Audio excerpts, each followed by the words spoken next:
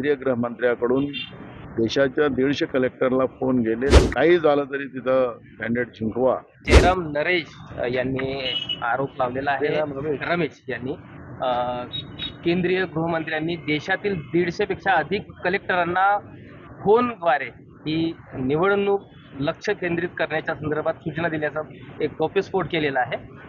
या अनुषंगाने आपण कार्यकर्त्यांना काय सूचना केलेल्या आहेत मतमोजणीच्या दरम्यान? बघा, मूळ मुद्दा असा आहे की भाजपनी आणि विशेष करून गोदी मीडियानी जो एक्झिट पोल काल दाखवलेला आहे तो तर भाजपच जिंकून राहिलेली आहे अशा पद्धतीचं दाखवलेलं आहे. आता जनतेच्या मनात काय हे आता जेव्हा बूथ उघडतील ते काउंटिंगच्या दिवशी 4 तारखेला कळणार आहे.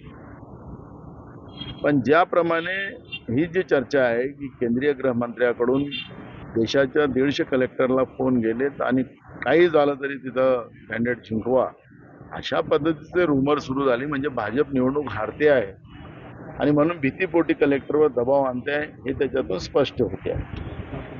आता या सगळ्या प्रक्रियेमध्ये 4 तारखेची वाट सगळेजण बघतात आहेत, कारण की गोदी मीडियाने जो काल कमाल केला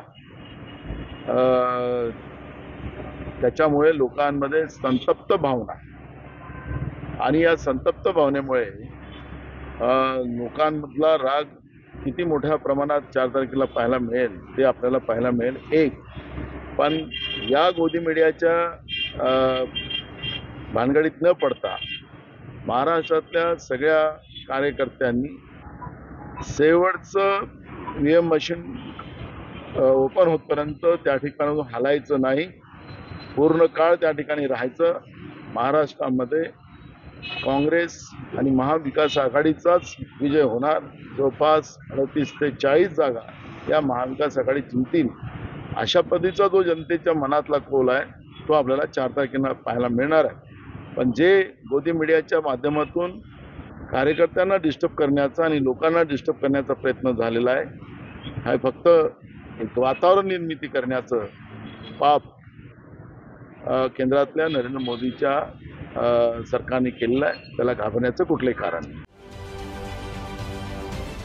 महाराष्ट्रातील सर्व बातम्यांचे विश्वासार्ह व्यासपीठ सकाळच्या सर्व सोशल मीडिया प्लॅटफॉर्मला लाईक, फॉलो आणि सबस्क्राईब करा. तसंच सर्व नोटिफिकेशनसाठी बेल आयकॉन प्रेस करायला विसरू नका.